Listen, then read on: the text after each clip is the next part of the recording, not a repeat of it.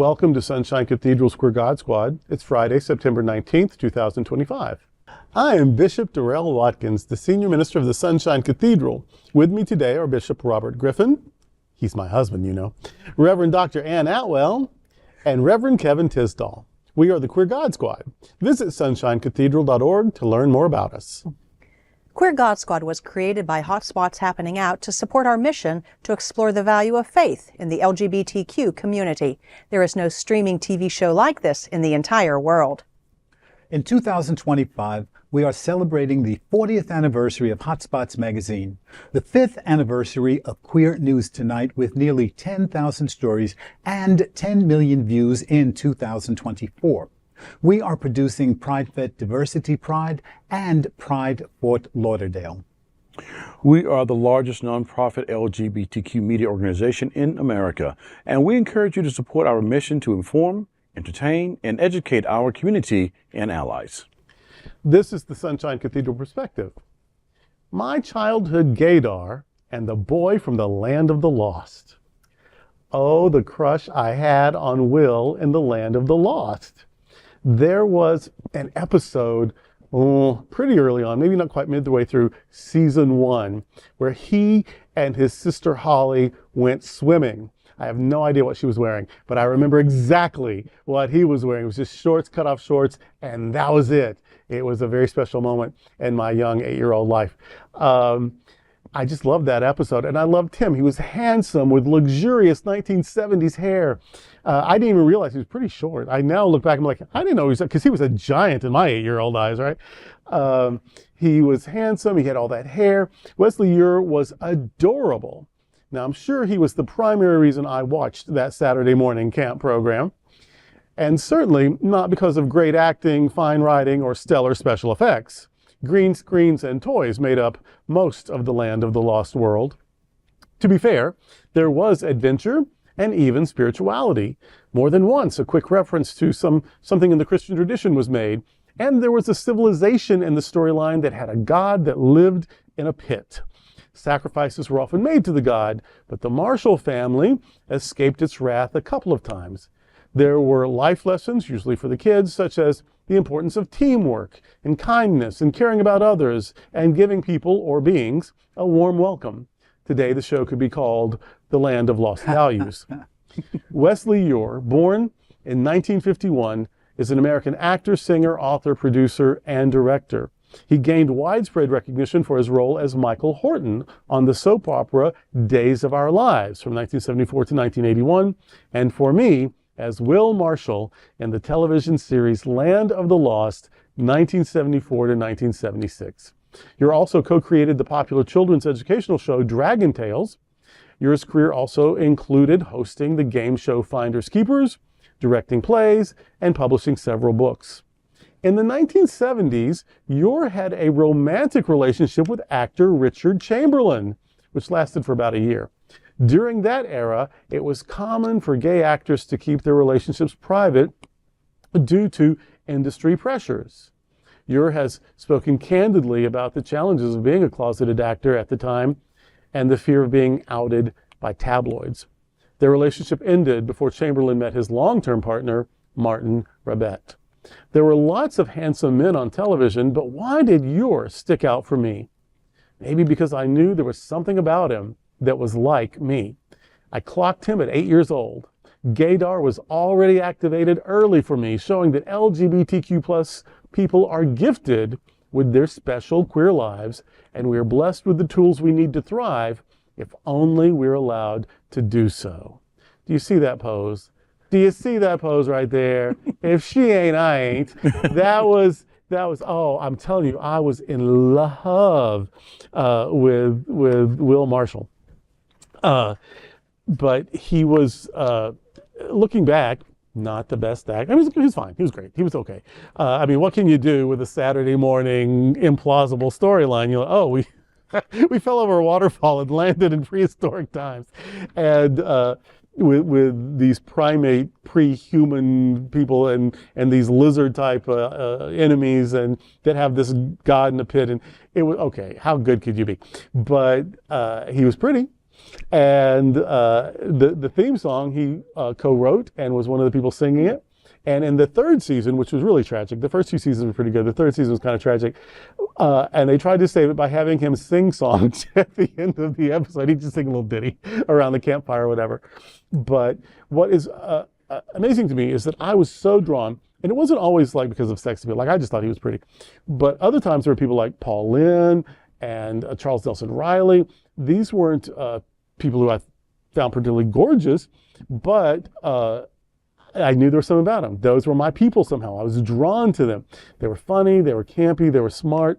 They were somehow audacious in a way that provided a level of safety. And why did you even need to be safe? So there was something about that I knew these were my people. And so this Gaydar, we joke about Gaydar, but I think it's a real thing. I think as a child, I was drawn to people who were showing me there's a place for you in the world. People like us exist. You can thrive. You can succeed at what you want to be in the world. And it also shows me that we are a tribe. We do recognize each other. We do know. I mean, how many times we were at Grant's tomb in New York one time and looking and laughing already. And there were these kids playing. And they were all about the same age, and they were all little boys, and they had their little bikes and blah, blah, blah. And they were, bantering like you do as kids, arguing about something, who's supposed to be king of the mountain or, whatever the little game was. And one kid, 6, 7 years old, put his hands on his hips and said, "I'm just stating the obvious." And Robert, my husband, says to me, "Look at baby Darrell." We just, we know each other. And that's because who we are is innate, and who we are is meant to be in community. We know our people. And so, yeah, of course, I clocked a gay actor or several gay actors when I was a kid, because we are a people and we know our people. And if we're allowed to, then that can be a really great thing. Now, when we're given shame and fear and all that, that's when it goes sideways. But we innately are who we are. It's a special gift. And when we're allowed to, we know each other, and that's how we form our communities. Mm-hmm. I remember being in high school, and a friend of mine had the biggest crush on Barry Manilow. Oh, I almost still do. Oh, I love Barry Manilow. I'm a fan of Lowe. All right, you'd be a fan of Lowe. But she just thought Barry Manilow was the most fabulous thing in the world. And I said to her, he's gay, right? Oh, she was hurt. She was devastated. My goodness, but you're right. We recognize each other. We know each other, even without knowing anything else. I mean, this was back in the 70s, but I knew Barry Manilow's gay. Heck yeah. Uh-huh. He played for Bette Midler in the bath. Yep, exactly. He wrote jingles for a living. Oh, hello. Yeah, I don't talk to that friend anymore. She's gone. Really? Oh, no, my goodness. That's okay. Shame on her. I tell you, if I had known young Wesley way back when, I had to beat his ass because he was messing with Richard Chamberlain. Oh, Lord. Richard Chamberlain, Dr. Kildare was, and I must have been about 8 years old when I was watching Dr. Kildare, and I'm saying, my God, he's just so beautiful. And do you remember the Thornbirds? Do you remember the Thornbirds? Oh, gosh, yes. Are you kidding me? And who was hot for him was Barbara Stanwyck, who in real life is a lesbian. It just amazes me. And Barry Manilow, my husband is an R&B soul diva. What did you two go to see? I'm saying. Front row, we both walked in wearing underwear. I went home with mine. Just saying. But I'm telling you, people laugh and they joke about when you know who you are. And so many times when we look back, we go, oh yeah, it was that. I knew when I was at least 8 years old that I had an attraction, a same-sex attraction, and a whole lot of people around me knew. When I came out, my mother was like, okay, welcome. Yeah. What else is new? And my sister was like, yeah, we everybody knows. The family knows. Don't worry about it. So it's nice to know that we can identify tribe, and it's nice to know that many, many times we are accepted as who we are. And it's so obvious. Not only do we know each other, The bullies seem to know easily Oh, enough and yes. quickly enough. Oh, So yes. Oh, yes. that shows you that it is what it is, because how do they know who to pick on? Yeah, but the bullies made a mistake when they messed with me because my brother taught me how to fight, and I was that faggot that was kicking ass. There's a lot to unpack in this. A lot to unpack. But it is a good reminder that even as kids growing up at this point in time, that there were role models that were in front of us that we didn't even know were role models. And there's lots of different shows. Thinking about going on, memory lane of this show. There was also Tarzan that I love to watch on Saturday mornings, also with Jane, and there's also Bonanza with Michael London, who was not, he came out different, friendly, but his son, however, but the son, however. So there's lots of shows that we had that presented a lot of things, I think, as kids growing up. And now when you look back at them, you go, oh, no wonder. Or, oh, now I get why I thought or why I felt the way I did about these different things.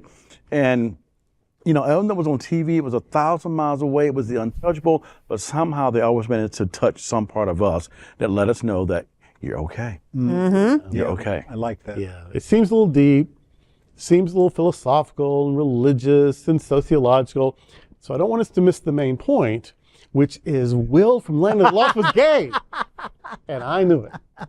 And that's today with the Queer God Squad. Before we go, I want to invite you to check out our Performing Arts series. Yes, the season is up on us. Sunshine Cathedral Center for the Performing Arts has a great acts lined up for the 2025 and 2026 season. Here is a taste of what's coming up. Golden Ghouls. Picture it. Halloween 2025 will be on our stage one night only, October 25th. Then on November 7th, we will welcome back Miss Coco Peru in Fuck This Shit. If this show is like her other tours de force, there will be storytelling, laughs, singing, and a moral to tie up the evening. Or maybe this one is entirely different. You'll have to come to the show to know for sure. But you already know it's going to be one of the best nights of comedy and drag artistry you will have enjoyed all year. December 7th brings Matthew Darren's annual Holiday Fantasia, always amazing, and this year it will again be co-hosted by Varla Jean Merman. And in 2026, there are already some great shows lined up, such as selections from Pearly, a musical based on the play Pearly Victorious by Ozzie Davis on February the 7th. And for more information about these shows and others, and to secure your tickets, go to sunshinecathedral.org/arts. Please like and share this episode on your social media and look for Sunshine Cathedral on Facebook or Instagram. You can also like our individual pages on Facebook. Remember to visit sunshinecathedral.org frequently. There you will find Bishop Talk, where Bishop Darrell and I interview queer religious leaders, activists, and scholars. Thank you for joining the Queer God Squad today. We are here daily at 3 p.m. to have some fun and to discuss what our LGBTQ community is talking about. Sunshine Cathedral is the world's leading progressive queer church. Progressive, queer, and God are words that naturally should go together. Remember that we're all in this together. Also remember, you are God's miracle, not God's mistake. Until next time, we are the Queer God Squad.